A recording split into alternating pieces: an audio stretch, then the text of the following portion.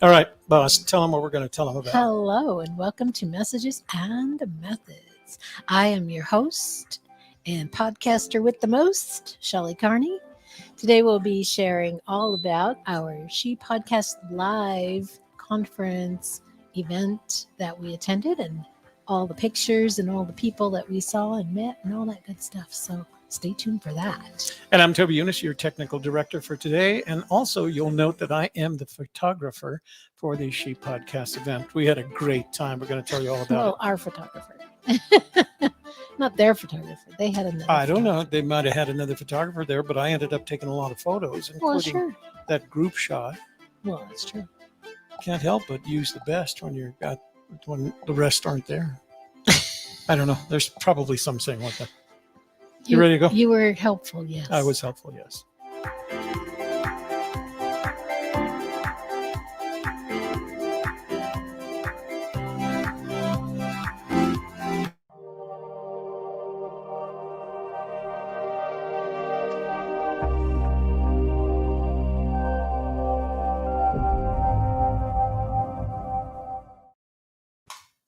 We're going to go straight to presentation here. All right, because it's just chitter chat anyway. Yeah? Yep.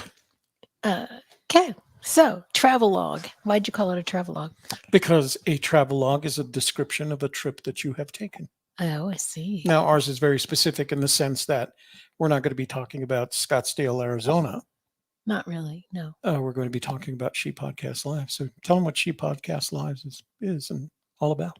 Well, She Podcast is a podcast that we listen to, hosted by a couple of wonderful ladies, and they have built a community of women podcasters and non-binary podcasters, and they brought everybody together into a conference at Scottsdale, and you could attend either in person or live or virtual, I should say. And they had a hybrid event, which I think went really well. We haven't seen the videos yet, but they are processing them and they'll get those to us shortly. And I went along. Now, I do want to point out that when this all started, because we were looking for a vacation spot that helped us accomplish, supported our mission of podcasting and live streaming. And I found this one, and it happened to be in Scottsdale, Arizona, which makes it within driving distance for us. But I thought, since it was called She Podcast, actually, I think what I did is I called Shelley first and said, I found a conference for you called She Podcast. Shelley said, I don't want to go alone. So, before we registered, I actually contacted them and asked if they had any problem with me attending, since I don't qualify as a she. I'm a him. And they said, absolutely, there was no problem with it. Now, it turns out that there were other gentlemen there representing, because there was a trade show associated with it. So there were other gentlemen there that had, badges that let him in. We went ahead and purchased the VIP tickets, which gave us some extra benefits. It was a lot of fun in that respect. But we did have permission for me to attend, so I went along. But I made it a point to kind of stay in the background, let Shelley be the lead on everything. And you'll see in the pictures, as a matter of fact, Shelley just mentioned I'm not in any of the pictures, and I didn't think of it then, but I kind of felt like my job was to support her and make sure we accomplished our mission. So, and if you attended either live or virtually, make sure you let us know in the chat. So we, as I said, we did register, and we got there, and unfortunately they had lost my identification tab. So they had it later the next day, early the next day. We were there early on Thursday. There was only one event on Thursday, and it was a party. So they let me into that. And then I picked it up at the desk the next day. But I thought it was interesting that the only guy didn't find his. I thought maybe somebody took my badge and was just pretending to be me. But it was a lot of fun. They had a lot of indicators, like whether you were an introvert or extrovert.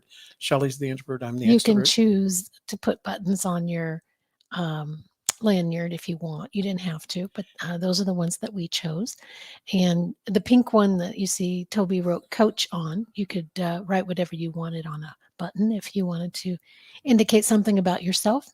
And the lanyards meant something too. the lanyards, they had green ones, yellow ones, and red ones, and you got to choose if you were okay with people coming up to you and hugging you and talking to you. And uh, yellow was more of a, let's feel this out. Let's, you know, start off further apart than if you're wearing the green. And then red was just like, leave me alone. And the green one, I took the green one because I figured, well, it's me and 600 women. Why not get hugs? What can you do? So I took yellow. Now the lanyards were a good idea. They were very good with their in terms of coronavirus protections. They asked us either to have our vaccination cards with us or proof of a recent test. And then about a week before the show, they figured out how to have us scan and upload our vaccination cards. So no one was allowed into the live event if they didn't have either completed their vaccination protocol or if they hadn't had a test within the previous, I think it was 48 hours. Something like that. Like that. And I don't think it was a problem with anybody. And for those that didn't want to, they got the reduced ticket and they attended virtually because all the events were available virtual. So it was well thought out. We, after the arrival of the Delta virus, we thought we actually reconsidered, but then they started putting things into place, and we knew we had to be safe, wear our masks when we were indoors, which we did, and protect ourselves. And they were doing a good job, I think, of making sure that everybody else was protected as well. Mm-hmm. So the event was organized and hosted by Jessica Kupferman and Elsie Escobar of She Podcasts. And they were always around. If you wanted to go up and talk to them, you could. As you can see, I'm wearing my She Podcast Live shirt, which you couldn't wear it today. Was going to wear, but as you can tell, the green screen kind of makes it invisible. So, yeah, I got a t-shirt, but the color just didn't quite work. So I wore my Libsyn podcaster hashtag podcaster shirt. I want to talk about that in just a bit. Yeah. So that's Elsie and Jessica. And they do have a podcast I'm going to show in just a minute. But I think one of the cool things that I found at the event that Elsie is a member of the Podcasters Hall of Fame. That's how long she's been doing it. And you've heard us talk in the past about our friend Grant Bachoco. Oh, I knew it was going to blow it. Tell them about Grant and Elsie. All right. Well, Grant is a longtime friend of mine, and he's been podcasting since 2004. He started off with something called the Dr. Floyd radio show, which, if you'd like to learn more about Grant, we have his interview up on our the podcasting and live streaming channel. You can go there and check it out. And he let me know when I told him I was going to this conference that he also knows Elsie, and they're friends from long ago. They met and became friends because they were both podcasting back in the early days, 2006, 2004, 5, 6, on and on. And Elsie told me a little bit more about her history as a podcaster in her interview that we did. So it was kind of cool because I could walk up to her and say, we have a mutual friend, and that it was Grant, and she was, oh, great, Grant had actually let her know that you were coming. He let both of us know that he kind of introduced us virtually because he wasn't there, of course. Now, I did start my first podcast in 2006, but I'm not in the Podcasters Hall of Fame yet. That's not a complaint. So they do have You're not showing it. Oh, okay. Thank you. So they do host their own podcast called She Podcast. You can find it on all the major platforms. This is on Apple. This was the most, this is up to date. And as you can see, the most recent one as of 9 October was preparing for the She Podcasts Live. And they're funny and they have great conversations, but they also share news about podcasting and what's leading edge coming out news. Yeah, and it's not necessarily She Podcasts. I mean, they talk about podcasting in general. Pardon me? There's a comment. Let's see what we got here. It's Nikki Sargent. Hmm. Hi, Shelley and Toby. I was a virtual attendee. I'm in the UK, and it was incredible, she You want to says. show And so her? I'll post Come on. that. Yeah. So, Nikki, as we mentioned, if you couldn't be there live, including if the fact that it was that you were in the UK, you could attend virtually. And I don't know how many they were in it were virtual attendees. How many people were there altogether live? Do you think? Did you have a I sense don't of count? know. I know there was about 1,000 people on the app, but I think maybe 600 were there live. Yeah, yeah. We're going to show you one of Yeah. the events that we attended. We're also going to show you the app a little bit when we talk about the agenda.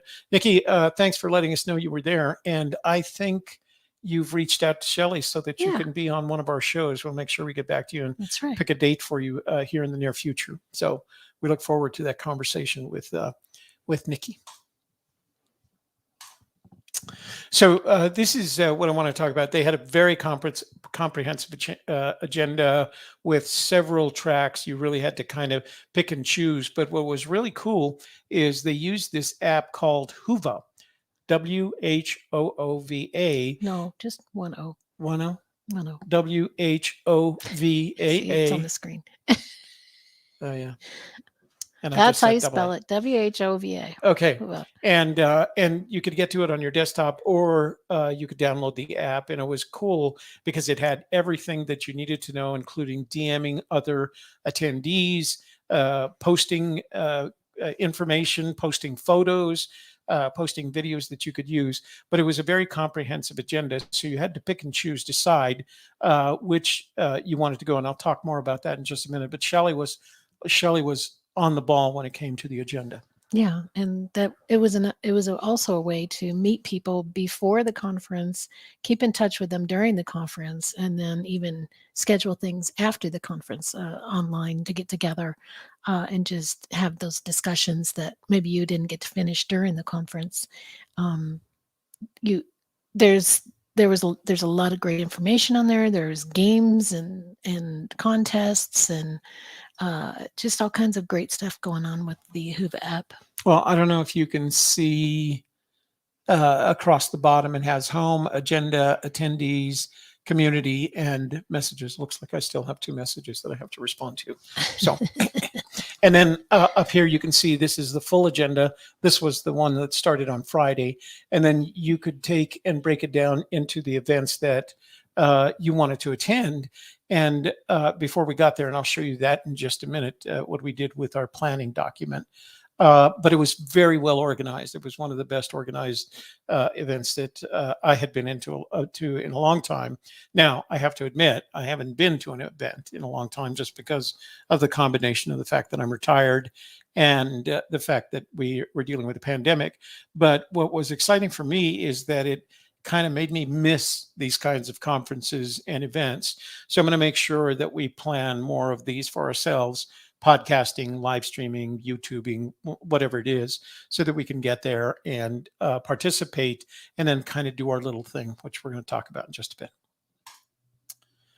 So this was one of the presentations. Now, Go ahead and start it while you're talking. I shot a video during the time that we were talking. Oh, there's audio. There is audio. I don't think you can adjust the audio. Can I adjust it? There we go. Hang on.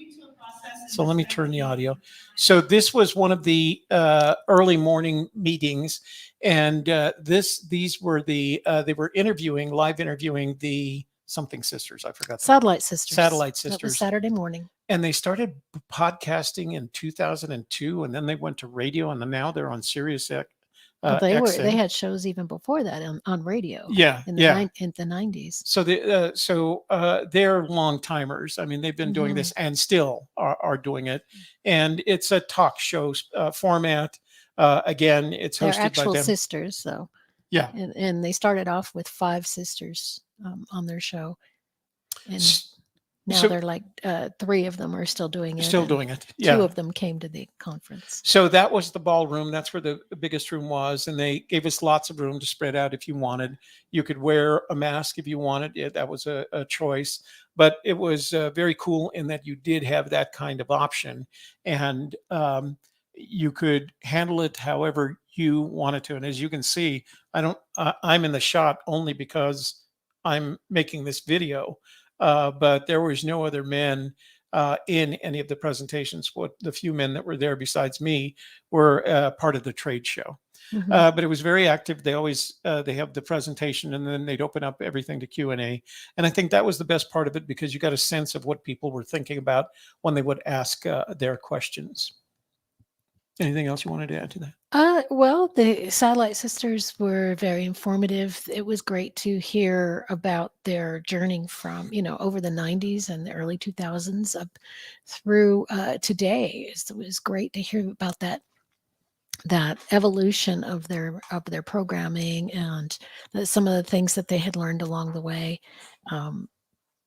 And before they came out, Elsie gave a talk about uh, something that was important, and basically talked about, don't measure your success by one metric, meaning don't look at your downloads and say, that number makes me a success or means I'm not doing well, because that tends to push us to want to quit when it isn't the number we were hoping for.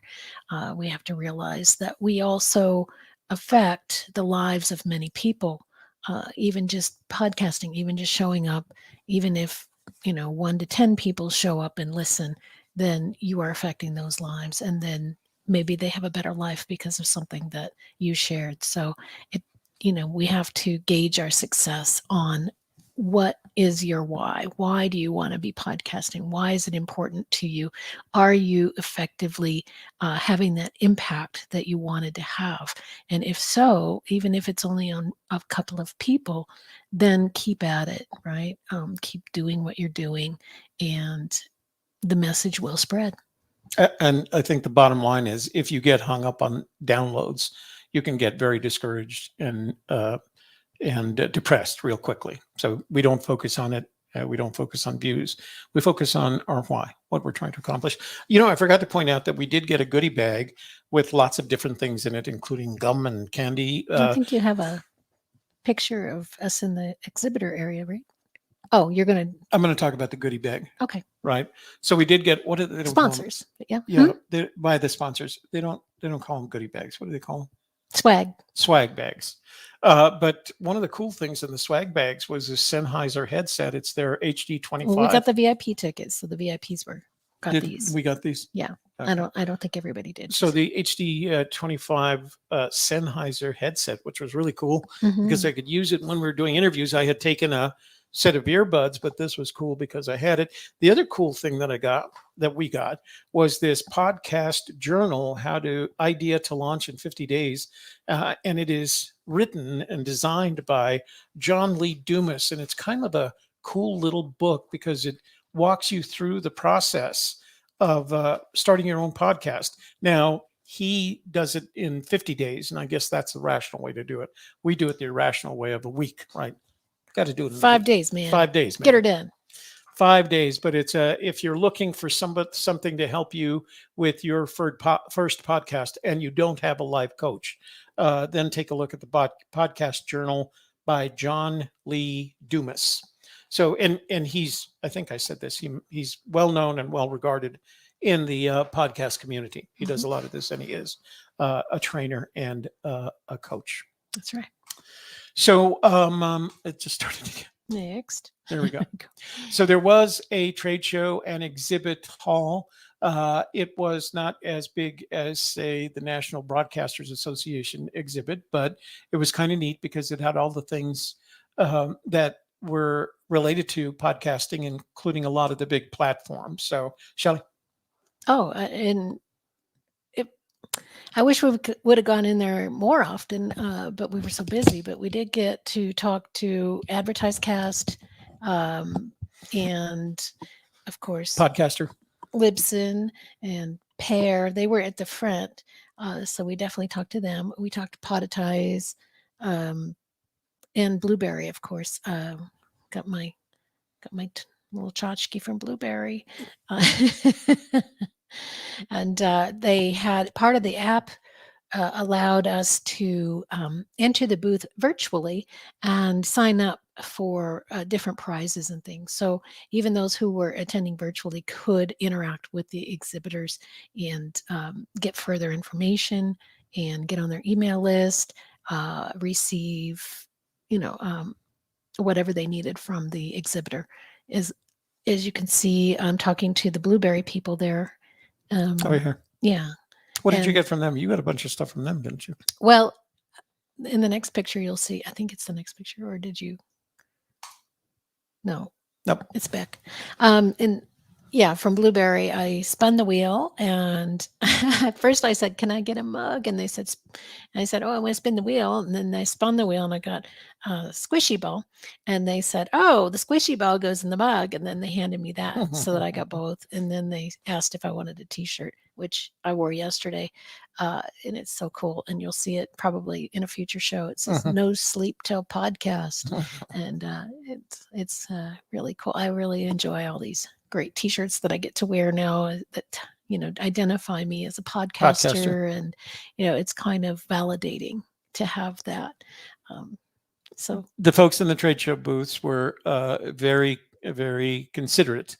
They would answer all your questions. They didn't pressure you to do anything. There were no sign this list so we can put you on your email. we did interview a woman from AdvertiseCast and the woman from Libsyn as well. And we're going to talk about those when we get to the interviews. So, and we played bingo. We played bingo and we won prizes.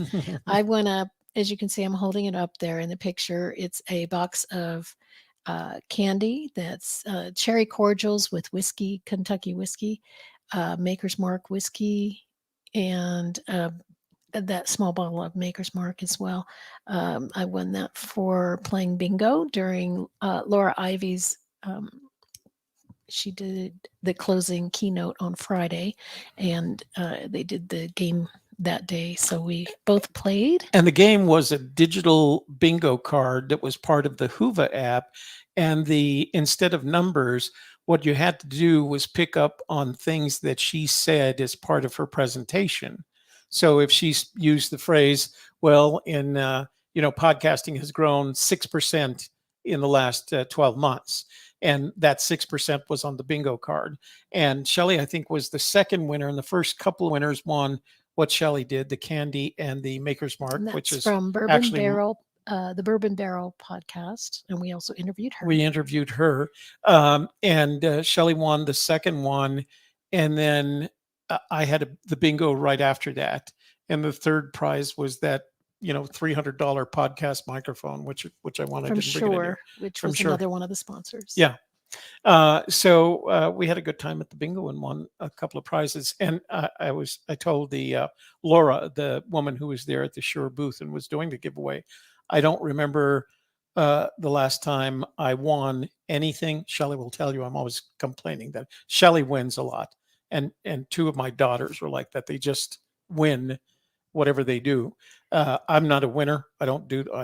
That's that. I don't mean it that way. That sounds self-deprecating. I don't win things like this. Plus, I don't remember the last time anymore. I guess I can. Not anymore because I won this. That's right. Yeah, pretty awesome. That's a pretty good prize. Yeah, it's an excellent prize. Yeah. So. And I can't remember the last time I played bingo. I had to be a kid when we used to go with my grandma to the bingos at the Catholic Church. So, but it was a lot of fun. It was. That was a lot of fun winning. So, as you well know, Shelley and I are very much into planning. This was an expensive trip between the travel, the hotel, and the cost of the VIP tickets. And we wanted to get as much out of it as we can. So we set a goal, and our goal was to conduct, to collect content. Right? That's the idea. And there's a couple of ways you can collect content in these kinds of situations. One way is to do a documentary style where you shoot a lot of video, you come back and create a video. But we felt like that didn't have the legs that we wanted to have.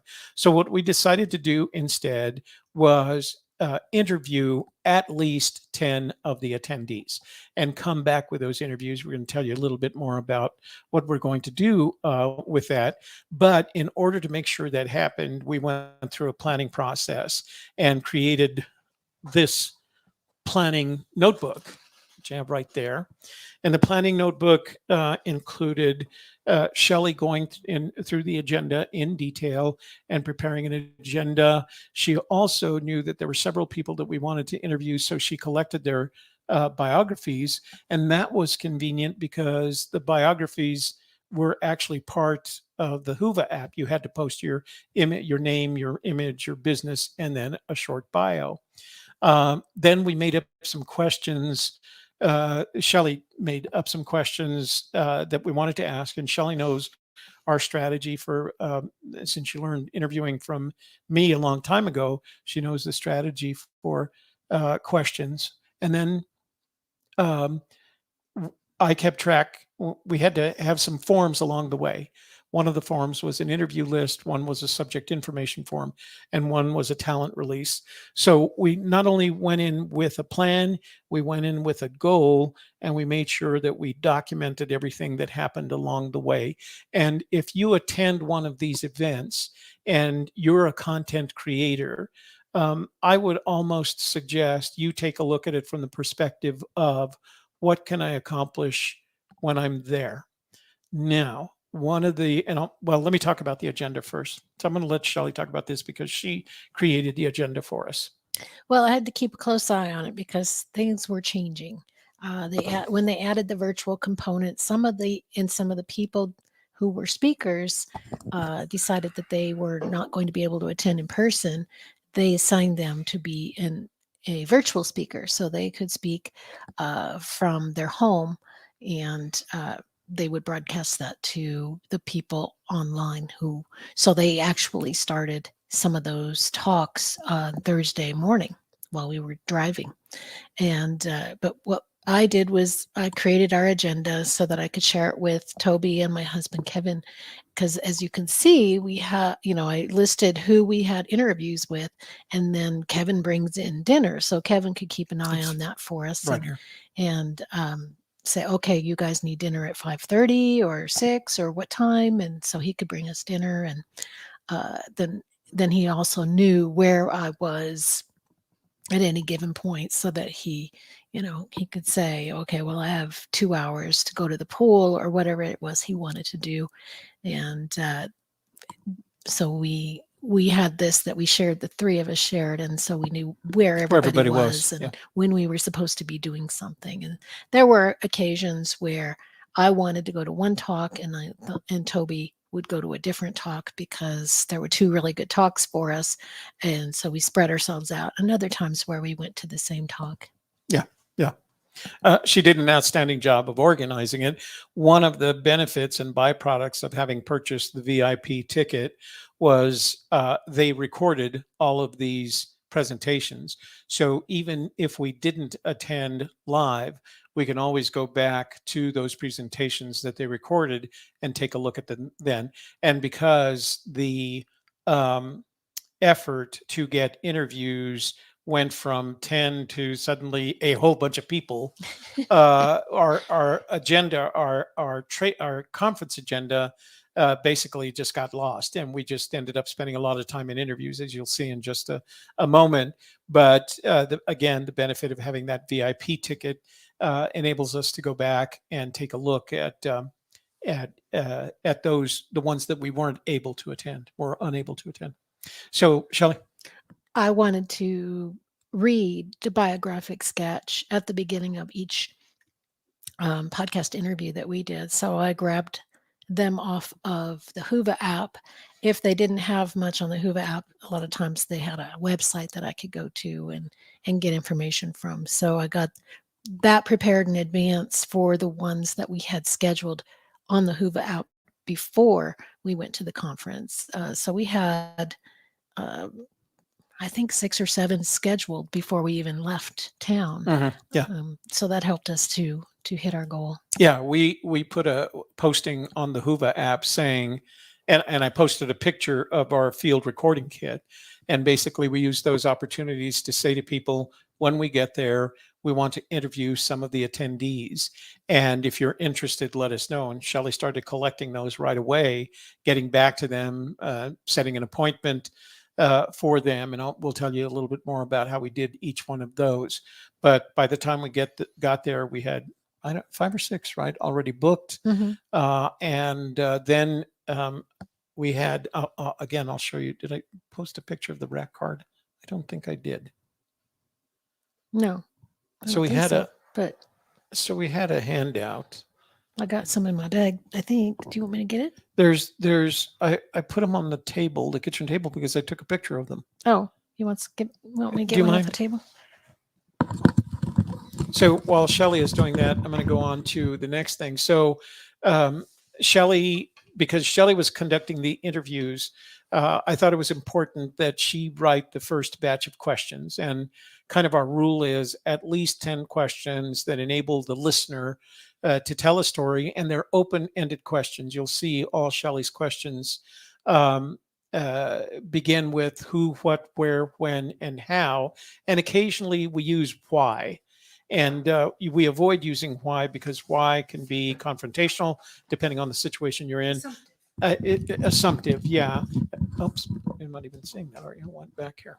I don't know how I went back. But in the case of the why that I asked, we assumed that they thought that podcasting for women was important because they were there. Right. So she did a real good job of preparing an opening, which consisted of the biographic sketch that she had downloaded from the Whova app, a closing, and then had a list of alternative questions to in case there was more information that we required. In addition to that, we found out that because we weren't interviewing during the process, we ended up interviewing people that weren't podcasters, but it was important to get their perspective. So we winged it. And what my responsibility was at that point as producers was to make sure that Shelley had a set of questions that would work for these individuals. And these were the set of questions we eventually got asked Elsie. We asked both Jess and Elsie if they'd like to allow us to interview them. And eventually only Elsie had the time, but that's a different set of questions that you ask anyone who's an organizer to the event, as opposed to, now she is also a podcaster, but we wanted her perspective as an organizer. So that required an additional set of questions that Shelley just was amazing at implementing them, even it was in my handwriting. Honestly, my handwriting, even though I print, isn't always the best. But I wanted to show you these. Again, I thought I had I thought I had put a photo in there. What we created was this rack card sized, and on the front it asked the individual. We actually shot that picture at the that photograph at the Tamia Resort where Shelley and Maya. I go. Tamaya Resort, where Shelley and I go for our Friday afternoon planning meetings, and we found a place where we wanted to shoot it, and there was a young woman who was there who had been scheduled to be a photographer for a wedding that was taking place, and the wedding was taking place at the following day at the Tamia. So I asked her if she would just sit in, and she was very helpful and joined in. But we used these to hand out and let people know that we wanted them to be Shelley's guest on the interview. And then on the back, we had some more information and a place where they could make their appointments. So I made 500 of those things, which is We can still use them. we tried to make them neutral, so we're gonna Yeah. we can use them in other events as well. It was just funny because I thought, well, we're gonna need a bunch of these. So I ordered a batch of 250, and then as we neared the event, I ordered More. more 250 more. So we'll be eating rack cards here for the next couple of weeks as the supply shortages increase. So questions were all ready, and then we went from that, and I wanted to collect a list of information, and this is in my handwriting, and it's turning into a spreadsheet now.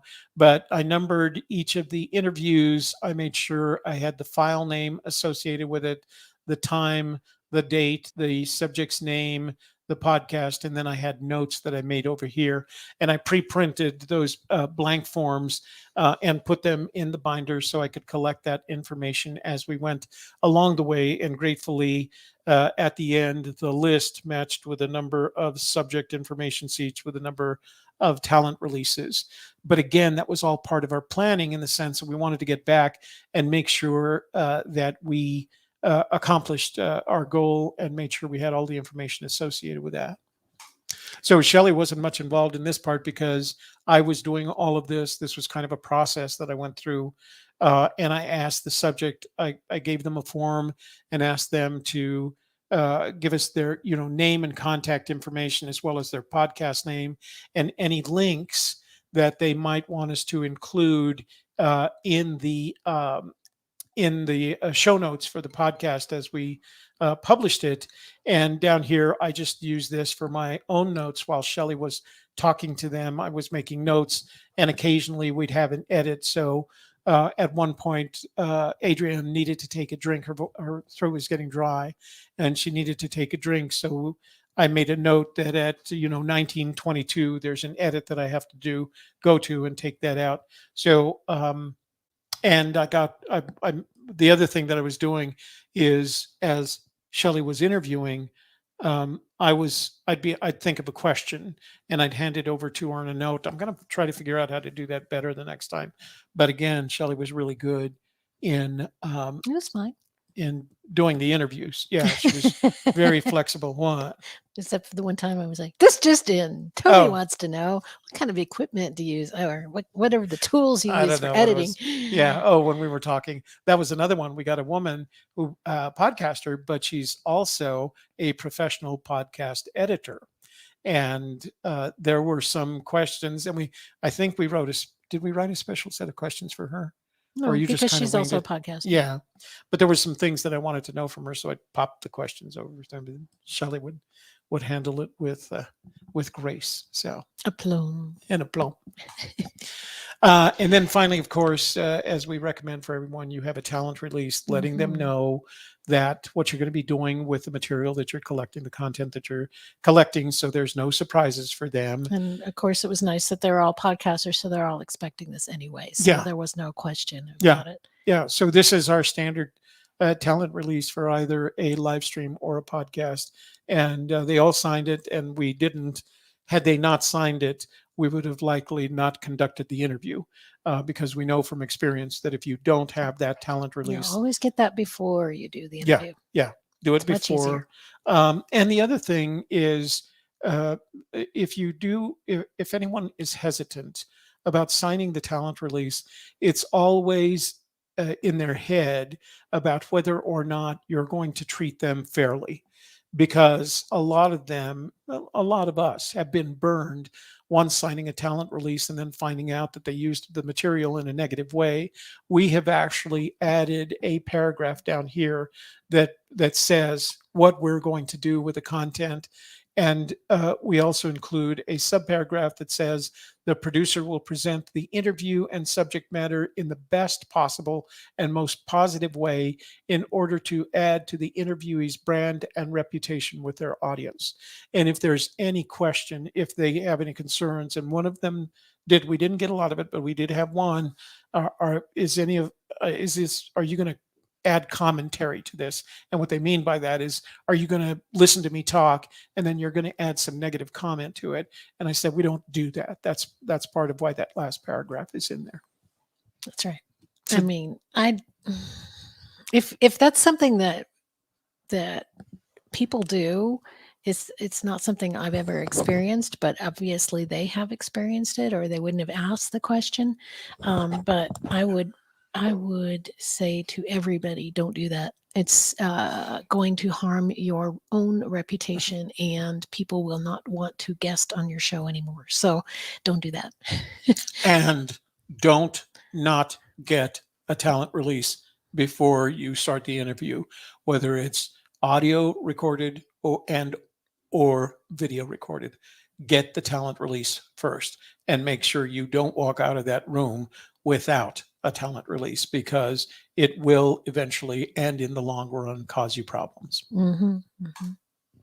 right. So the interviews were conducted. So there were several kinds of suites at the hotel that we were at. We were at the Scottsdale Plaza Resort and Conference Center, and they provided a number of suites. Some of them were just your hotel suites with beds and TVs and places to put your luggage.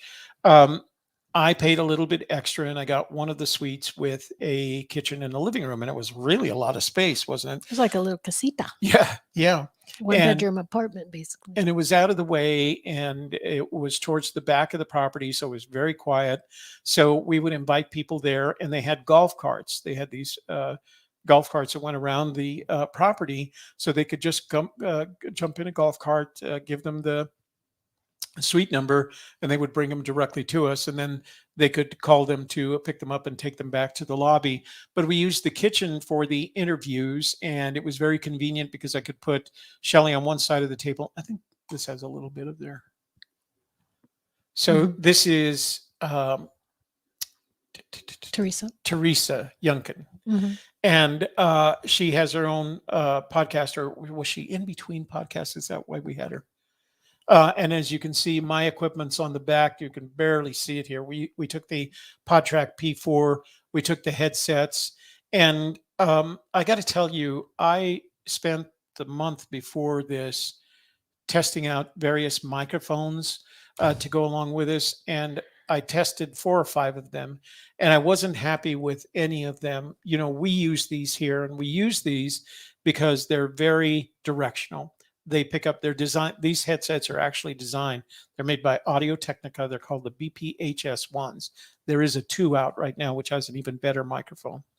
But it has a great microphone on it. And if I were to uncover it, I couldn't do that now without making a lot of noise. It actually has some mics, some attenuation mics on the outside here. You can So go to full screen. if it does, let me, Shelley's right. Let me do this with a full screen. Let me see if I can do this. Hold on. Let me show you.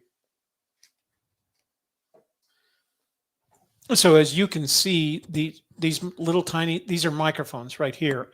And the purpose of those microphones is to take any outside noise coming into the microphone and attenuate it, knock it down. And so, like I said, they're made for sports broadcasters. So we thought, let's go with it. Shelley expressed, and rightly so, the concern about, are they going to be comfortable putting the headset on? And I I told her that I hoped not, but I didn't know for certain. You hope they would be comfortable. Yeah, hope they would be comfortable. Because they're podcasters for the most part, and they're all fairly familiar with podcasting equipment and microphones and headsets and wearing them and Yeah. using them to get the best sound available. Yeah, and eventually, as a podcaster, if you want to improve the quality, you're going to have a microphone. It may not be this microphone, but you're going to have a microphone, and you want to hear what's going on, so you're going to wear a headset. Now, a lot of podcasters will start with earbuds and the microphone that's on your phone thing, because you can do that. And as a matter of fact, in our class, we don't recommend that. We say if you have to start there, fine, but get real, get yourself a good headset, get yourself a good microphone. And we have one that we recommend that's far less expensive than this, the Audio One M71, which has headset and microphone with it. But they didn't seem to be at all bothered. I don't think anybody mentioned it. You had the little ear covers, and you had sanitized it after each Yeah. person had it. Yeah. And so, Yeah. Yeah. And as you can see in the picture, I took advantage of those Sennheiser headphones right away, and I had them plugged into my PodTrack so that we can see them. So that's right. So how did you feel about, we were going to do at least 10 interviews. That's what we wanted. But you spent all your time in the interviews, and as a result, we ended up doing a lot more. Mhm. How were you feeling about the interviews and what we were presenting, what we were asking? Well, you want to go back to full screen? Yeah.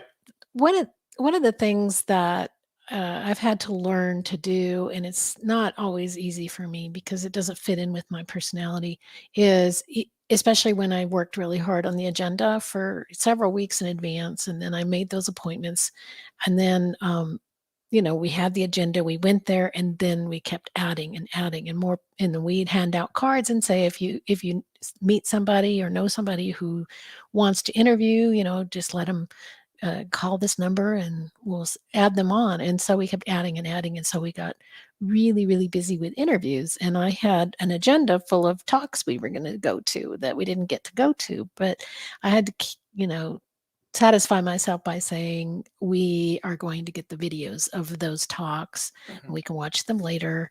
And this is an important use of our time. We're here live now. These people are here live now. We need to get these interviews done so that we have the content for the next year, basically, and we can then keep in contact with these people, have them back on, talk more with them, and have them recommend other people that we can talk to. So it was an ideal way to grow our podcast over one weekend. It's going to affect our next year of growth. And it was important. It was our top priority was to get those interviews. So adding them into the agenda was a little bit, a bit of a struggle for me. But once we were there, sat down doing those interviews, then I enjoyed the process of talking to everybody and getting to know their story and, bringing that out in them. And I think as we went along, I got better and better, which is why I'm glad that we did Elsie last, because by that time I had the experience of, having done 17 other interviews. So I was more prepared, ready, had practiced and rehearsed a lot to get to that point. So I felt stronger as an interviewer at that point. Well, you're a pretty strong interviewer to begin with. We did get to go to some talks, and the ones that we didn't get to see, we'll get to see on video. Yeah. I think I was happy with the ones that I attended. I felt that the ones that I did finally get to attend were informative, and they were kind of what I would have wanted to hear. And did try to go to the talks of the people who we interviewed, who were speakers. That's right. So like Molly Ruland, I went to her talk. And Laura Ivy, and who Laura, was we Laura both went to her talk. Is with Edit. We're going to talk about her in just a minute. So I went to the panel that two of the people we interviewed, Jen McFarland and Melanie Hirschhorn, were both on that panel. I went to that panel. And what was that topic? That was marketing tools. Oh, that's right. So anyway, we went out of our way to make sure we were set up in a good place. The only bad thing about this particular facility is the kitchen was opposite the living room, which was just huge. And of course, it had no sound deadening on the wall. So there was a bit of an echo. I'm going to run it through Isotope to edit some of it. I'm not going to get rid of all of it. But again, these are field recordings, not studio recordings, and they will be presented as such.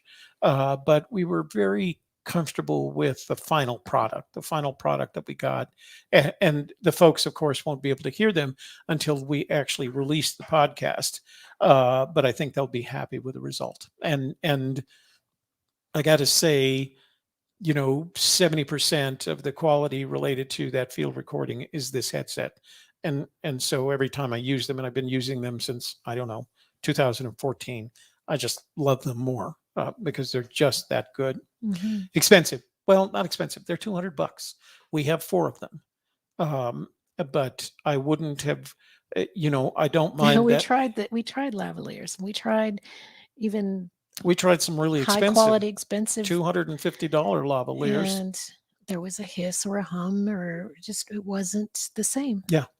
So it wasn't the same quality. We decided to go with this, even though we were concerned about whether or not they would.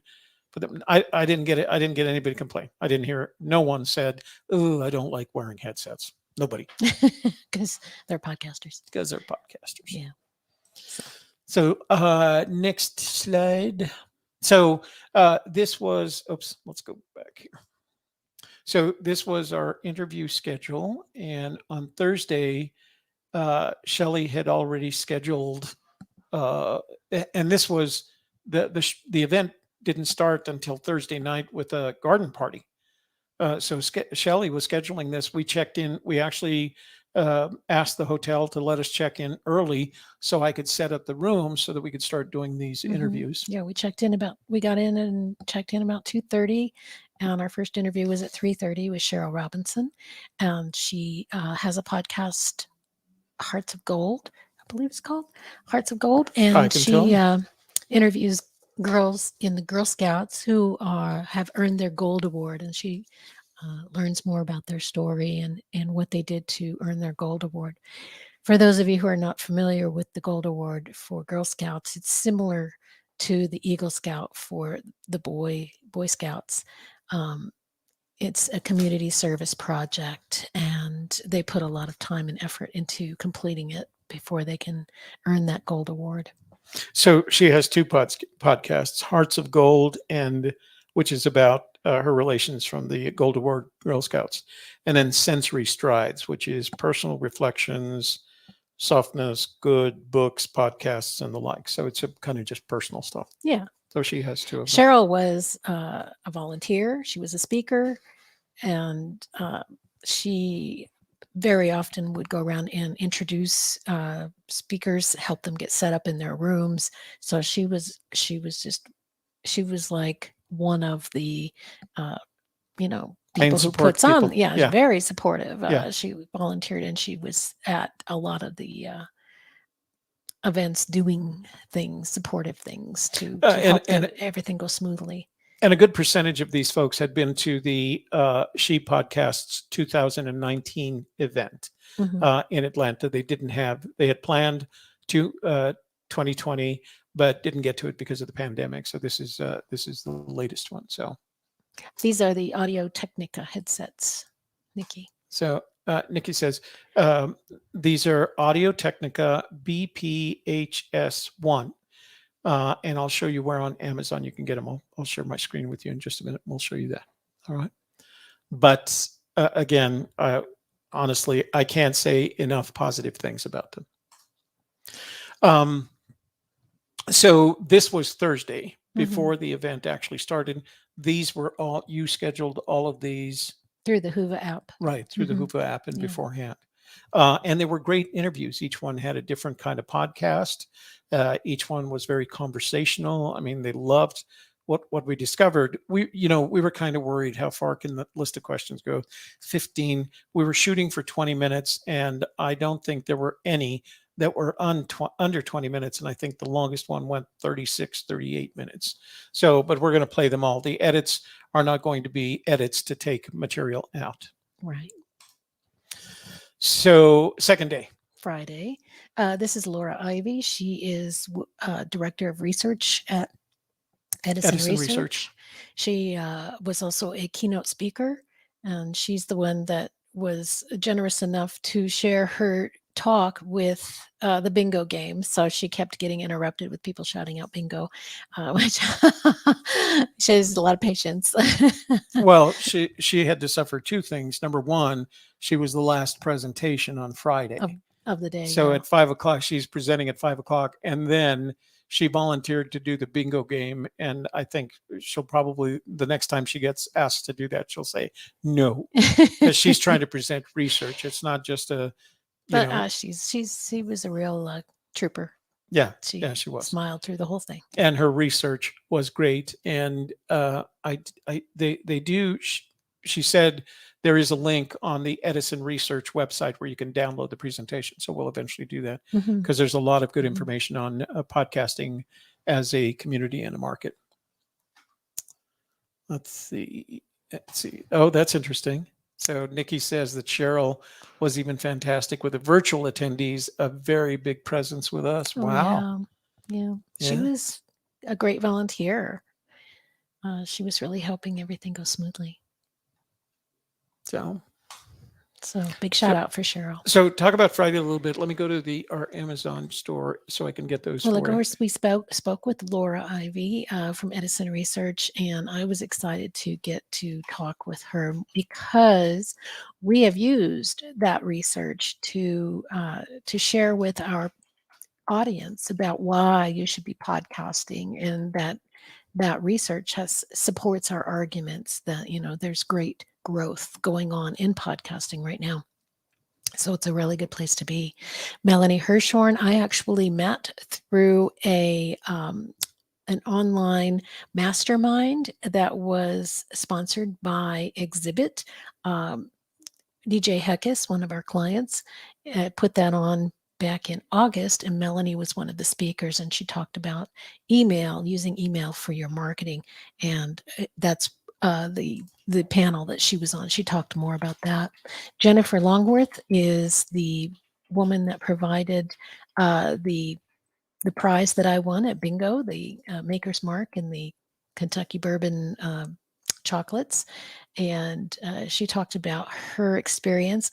Several of these women started off in radio, which I found interesting, that they went from radio to podcasting. They usually a lot of them had got laid off or lost their job in some way from radio, and they still wanted to continue to do that type of work, so they started their own podcast. And then we have Adrienne Vandervalk, and Toby had talked to her, brought her on that day, I think, handed her a card and said, come interview with us, and scheduled her on Friday. So what are you doing? I'm getting this link, so I'll come back okay. to it in just a minute. Alrighty. So interview on Saturdays, you can see it got busy because what was happening is we were handing out the rack card to each of the people that we interviewed, Mm-hmm. and suggesting to them, if there's anybody that you know who might like to get interview, please let us know, and we'll interview them. So they were taking back. They talked to a friend of theirs, and kind of promote what we were doing. And so on on Saturday, got really busy. There's a woman named Karen Yankovich. She sponsored a breakfast Sunday morning, and she brought a whole group of ladies with her. She has a membership group where they learn how to effectively use LinkedIn and PR to grow their online presence. So she brought this group of ladies to the podcasting conference, and we actually interviewed a couple of the ladies from that group, and it was their first time doing an interview. It's kind of interesting because it made me think, when we teach, when we coach people, very often, and I'd say almost always, it's about the things that we needed to learn, or we're still learning, we're still working on, is the things that we help others with. And in the same way, I felt like podcasters like to be interviewed, right? They're always interviewing other people, and they don't get to be interviewed very often unless they're reaching out. But once they have done an interview, then they realize how much they enjoy it, and then they start reaching out more often.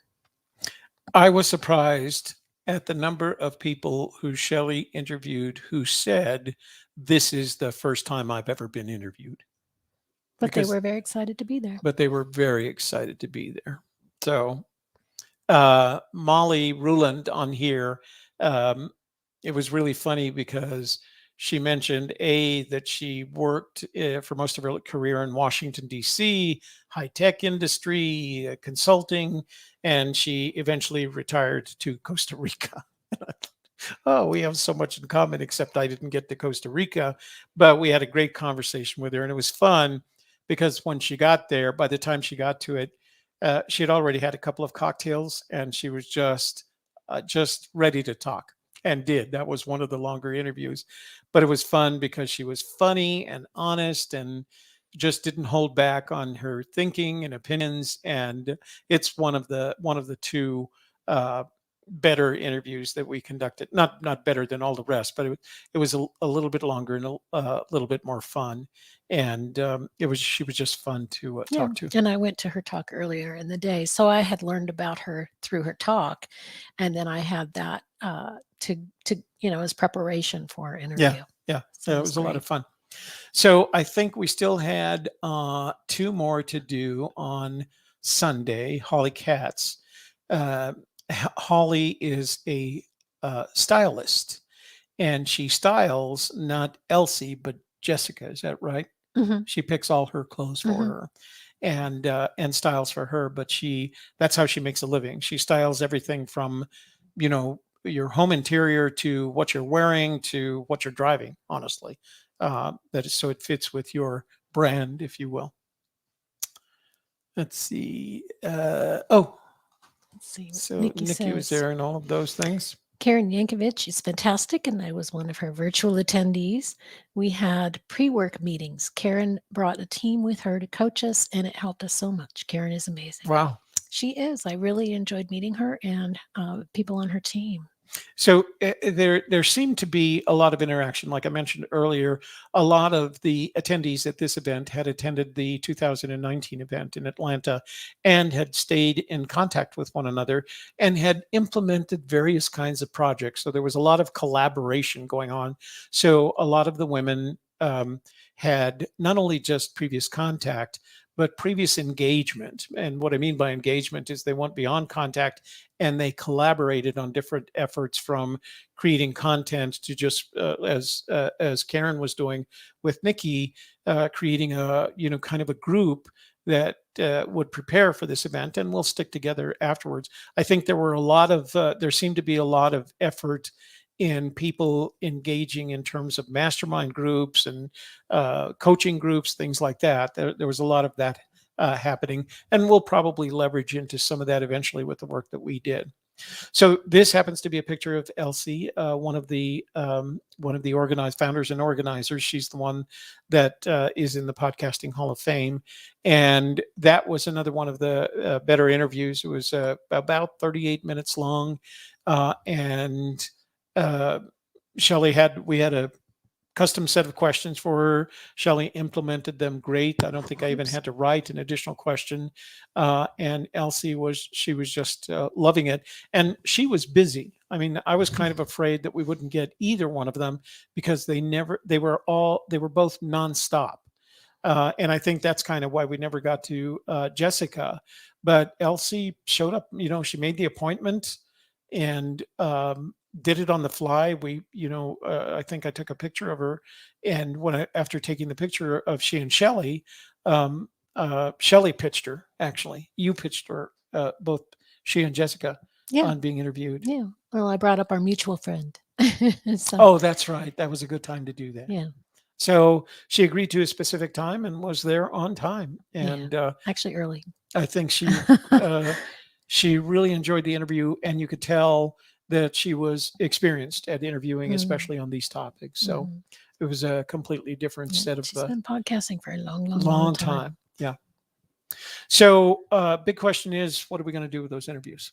All right. Well, first, we will run them through some programs, or Toby will run it through some programs to make the audio as good as it possibly can be. Yeah, and take out any things like coughs. And we had a couple of them that had, like Holly had a problem with coughing. Yeah. She kind of got a dry throat. And that was part of what I used the subject information forms for. There was a box down at the bottom that while the interview was taking place, I could make notes. And if I wanted to do, as usual, as little editing as possible. So when we used the PodTrack P4, I assigned part of the sound pad so that sound pad A was the pre-recorded podcast intro, and sound pad B was the pre-recorded podcast outro. Shelley had recorded those. And so it made it real easy to hit that, get Shelley started on the interview. She'd read the biographic sketch and then start with the Q&A, and we'd finish with an outro, episode outro that Shelley did, spoken word, and then we played the pre-recorded podcast outro. And it went really, really smoothly. And again, our objective was not to have to come back and spend hours with each one of these editing. I'm hoping that editing will average about 1 hour per, because I do have to go back and take out some coughs or somebody stopped at some point and said, you know what, I don't want to say that that way. Can we go back? And so I would make the note at exactly where it has to be edited. I'll listen to them all. I'll listen to each one of them completely to see if there's any pops or clicks that I need to remove. But so the first step is editing, and then we will send it up to Descript for transcription, transcribe everything, get it all in text format, and then I'll go through those and edit those. Now, we're not going to edit. We're not going to edit audio. We're going to make it readable. Right. Yeah. We're not going Readable. to make the audio or the transcription big edits. They are what they are. And they're conversations in real time without any form of planning other than scheduling the event. So that's how we want to play them up. Then what we're going to do is we're going to batch upload them to our TPAL platform. I don't know. I haven't decided this. We're going to batch upload them to Anchor FM, which is our podcasting platform. And then starting next, I think it's next Wednesday, right? Or is it 2 weeks? 2 weeks. 2 weeks. Wednesday, November 3rd, we will start releasing them once a week. And we asked each of them if they would like to join us on our live stream on the week that we release their podcast episode. Mhm. And most of them agreed. Now, it's one thing to agree, and then another to figure out whether or not you have a schedule that allows that or enables that. So we'll try our best to get them on the show, have a conversation with them, and if it works, okay. If it doesn't, forgive us. We'll have something else. Yeah, we'll figure that out. Yeah. We might even have to do 2 shows a week or something for a while. In order to do it. Yeah. Yeah. So what are we going to do with all those transcripts? We're going to compile them into a book and self-publish that onto Amazon and then make that available to everybody. Yeah. So this is I don't know how many of you have heard or know of a gentleman whose name is Studs Terkel, who back in I think it was in the late 50s, maybe early 60s, was a radio engineer, or a broadcast radio engineer. And the Wallensack shipped him a portable tape recorder. And it was a tape recorder, and portable in the sense that it was the size of a briefcase and weighed 25 pounds, but it could slip over your shoulder and you could take it out in the field. So he wanted to test it. So he walked outside of his radio broadcasting station in Chicago. They were downtown in one of the buildings downtown Chicago. And he decided to interview passersby, and he picked a topic and he started talking to them. And he realized this was a treasure trove of content. So he made the rest of his career conducting these kinds of interviews on various topics. One was on World War II, and he interviewed hundreds of people about the war and their experiences, some of whom, were in Europe or the Pacific, and some of whom were at home. And then he would compile these, he would edit them and compile them into books. I think over the long term, I want to say he published 20 of those books over his lifetime. And I was always fascinated with the work, not only because I love doing interviews, but because he had a plan for them, right? It wasn't just an interview on a radio show in his case. And then he went on with life. He did something with them. And they were always New York Times on bestsellers. And he's one of my heroes, along with a couple of Edward R. Murrow and David Douglas Duncan, and why I ended up in the field that I ended up. It was because of their work, and I think it's because of Studs that I ended up loving the interview process, and I've done tens of thousands of interviews. Okay, so mission accomplished. Yeah, I made Toby take this picture of me because one of the things that we got as VIPs was a free pair of Democracy jeans. And since it's all ladies' clothing, I got Toby's pair too. So that's what I'm wearing there. Not that I could have fit into them if I had tried. Yeah. So Yeah. They had a little contest too, that you post a picture of you wearing the jeans at the conference. And now maybe they don't think I'm at the conference, but I am. This is the front of the casita where Toby's stayed. Seat was, yeah. Yeah. So bottom line is we hoped to conduct at least 10 interviews, to leave there with 10 interviews, have a good series, and have a good book. Ultimately, we conducted 18 interviews, almost doubling our quota, and it makes for an even better pool of content, and hopefully we'll make a great book when we published the edited transcripts at those events. So I feel like, yes, we accomplished our mission. It was worth for us the investment. Now you have to remember, we've always treated these things as mini vacations. Uh, Shelley's husband Kevin and my friend come along, and we do other things. Now, normally we plan to do other things, but there was just the limitations of the interview. So there was one dinner that I wanted to have at one of those Brazilian fogo de chão restaurants, and we didn't get to do that.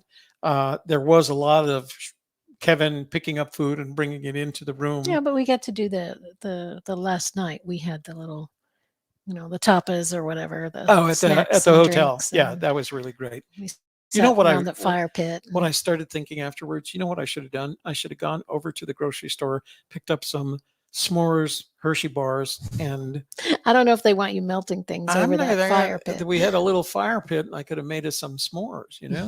Some. So I didn't think about it until afterwards, but I felt like we accomplished and to some extent exceeded our uh, mission by coming back with the 18 interviews, learning a lot, being visible. We made it a point to engage as many people as we could, and found ways to do that, whether it was just sitting in the event or in one of the presentations and asking good questions. Um, and so I felt like we did that, and at the same time, without being an obtrusive male, because I wanted to make sure I didn't, upset anybody with that. And I think I accomplished that. I didn't hear anybody complain. At least if they did complain, they didn't tell me. Maybe that's what that was all about. Well, there's just a few extra pictures. There I am wearing my mask. So Shelley had heard that if you want to stand out in one of these events, make sure you put on a piece of clothing. So the first thing that she had was this, I don't know, what is that? A dragon mask? What is No, that? it's just a smiley face, winky, kind of a winky smiley face, Oh, okay. Um, like it's chuckling. and then she had a king sized, I don't want to call it a purse. It was a bag, It was a tote bag. a tote bag, but it was completely rhinestone covered. And I can't tell you how many people would say, "Oh, let me take your picture with it." Sequins, gold sequins. Sequins, right? And then she was wearing hats. She brought all these hats with her that she would wear, and it literally worked. People would come up and introduce themselves. Now we interviewed this lady. Her name is Corey. Corey, and she was one of our interviews. She's on the staff of Libsyn. And Mhm. for those of you who may not know, Libsyn is one of the oldest podcast hosts and distributors. They at one time they go so far back that at one time they were open source, and then they were acquired and turned into a corporation. But when we went by her booth, um, she asked Shelley and I didn't. I was taking pictures, so I didn't hear the interview. It's just one question. She asked, "Why is your voice powerful?" Uh, And then I said, "My name is Shelley Carney. My podcast is Messages and Methods, and my voice is powerful because hmm. I set an example for people in an older generation to follow that they can do this." Oh, that was very good. So there was that reminds me, there was a question that Shelley asked, and it was, I don't remember. I guess I could look it up. It was something like, why should women? Why is it important for women to participate in podcasting? And I would say of the 16 people that were asked that question, 14 of them said because what was the word that they used? Well, it gives you a platform. It gives you a voice. It gives me a voice, Right. which I think was a People great get to way. hear what women are thinking. Yeah. Yeah. It was a great way to put it. I mean, that was where they were with it. Mhm. And that response was, high percentage, high percentage of the responses that said it gives them a voice. So we started focusing on that. What's this about? Oh, this is in the exhibitor hall. So on the app, you can connect with the exhibitor and enter their little. They each had like a little giveaway they were doing that you could enter on the app. And then over here on the right, you see I'm at the blueberry booth, and I get to spin the wheel, and I won the squeezy ball, and also they gave me a cup and a t-shirt. So they were happy to share all their tchotchkes with me, and very It was a lot of friendly fun. people. Yeah, it was a lot of And fun. there's the bag. There's the bag. There's a better picture of the bag and a hat and LED lights. This was the first night event. The This was garden the party. garden party, and after, by this time, we'd actually planned on showering and changing clothes. And by this time, we had done, I don't know, the first 4 interviews, and all we had time was to kind of Shelley Just to head put on her on stuff over. and head on over. So we did, and it turned out to be a lot of fun. We got a Yeah. cocktail, and it took the edge off the night. We were able to get a good night's sleep. That was the other thing that I had while I was there. I'm not a great sleeper. Sleep is always a struggle, challenge for me. But I had 4 great nights of sleep while I was there. That's You know, good. You 7. always sleep well in a good hotel. Yeah, I You do. know, the That's really comfortable true. bed or what it Whenever I is. travel, It's because you're there. I Oh, get you that. go back because we had a thing on there that you didn't say. So the next She Podcast Live will be in May 2023. They decided October was a very difficult month to hold the event. They would rather hold the event in May. So it's not going to happen next year. It won't happen until 2023. That's all. That's a good time. Yeah. So, bottom line, We accomplished quite a bit. We were very satisfied with the interviews that we conducted and the way everything went. The weather was good. It was a smooth operation. Traveling back and forth, driving was easy. That way we could also take extra things with us. For instance, Friday morning, I participated in the yoga class that Elsie Escobar led. So I brought my yoga mat because we were driving. We had the room for it. So that was kind of nice to be able to do that. And you got a spa day for your birthday. Tell me what's your spa day. Oh, yeah. Then the hotel, the resort has a day spa. And I had my birthday last week, the 10th of October. So I told the men folk, Toby and my husband, hey, you guys can book me a massage for Sunday. Right as the conference ends, I can just walk over and get my massage and relax. And I got the Bliss massage, which includes CBD oil rub down, and they gave me a hot towel on the neck and peppermint hair, scalp treatment rub or whatever it was. And so I was super mellow for the 2 interviews I did that day. Yeah. I wanted to get mellow too, so I just had a cocktail. Little maker's mark. So before I go, I want to share this with Nikki. So Nikki, here's I just realized there's a difference. So Nikki, this is the headset, but they've now discontinued the BPHS1 at $159, and they're at the BPHS2. This is the newer model, and it's $349. And the differences between these options is what connectors you want. We have this connector, which is the XLR plus quarter-inch phono, which plugs into our Rodecaster. But I'm willing to bet that in the last 2, I ordered 2 more before going to She Podcast Live, and I went to eBay to get them. So let me just see if they have the BPH one. And I paid, normally they're $199, and I paid $159 for 2 of them. And they were basically open boxes. And when they arrived, they were closed boxes. I mean, they were new. Yeah, they were in brand new condition. So let me see if you can get them off eBay. For the BPH one's less expensive than the new BPHS2s. And that's the difference. It's just the updated model. So BPHS. So I'm not the only one looking for these. Let's see if there's any out there. Yeah. See, there's one. So there's the BPHS one, except for 186. So I have a feeling. I don't know what's this is. $1,199. 161. Yeah, 161. So they're out there. unless you want to make the investment in the newer model Yeah. at 349. I'm sure some people are selling off the old one because they want the new one. or And whatever. eventually that's what we'll do. We will buy the BPHS2, and then we'll put these on eBay, and let you guys know when we put them in that. Or maybe I'll just kind of let everybody know on our show. And if you want them, I can put them on our Amazon store, and you can buy them from there for $150. So, All right. okay, Back to full screen. back to full screen. There you go. I hit the right button. Yeah.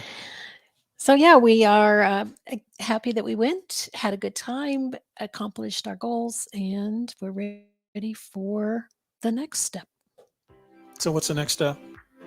Editing and sharing and growing our audience. Yeah, that's kind of what it is. So we're very glad that those who participated in the interviews agreed to participate and really committed to them. They were great interviews, very informative by people who were very knowledgeable and very experienced in these matters. It was a lot of fun to be with them.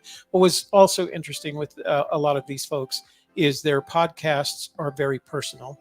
And so you hear a lot about people that are dealing with their own personal struggles in a very positive way. So I'm going to strongly recommend that as you get the chance and we promote them and tell you where to find them, that you take advantage and make sure you watch them. All right? Got another comment. Oh, got to do that quickly. Let's see. That's awesome. Thanks for that. I should be interested in your own one. Okay, I'll make sure, Nikki, I will make sure that we stay in touch when we do eventually get the newer ones. All right? Last words? Thanks for joining us today. Sorry it was such a long episode, but yeah. We had fun. We hope that it was informational and educational and fun for you as well. We'll see you guys next week.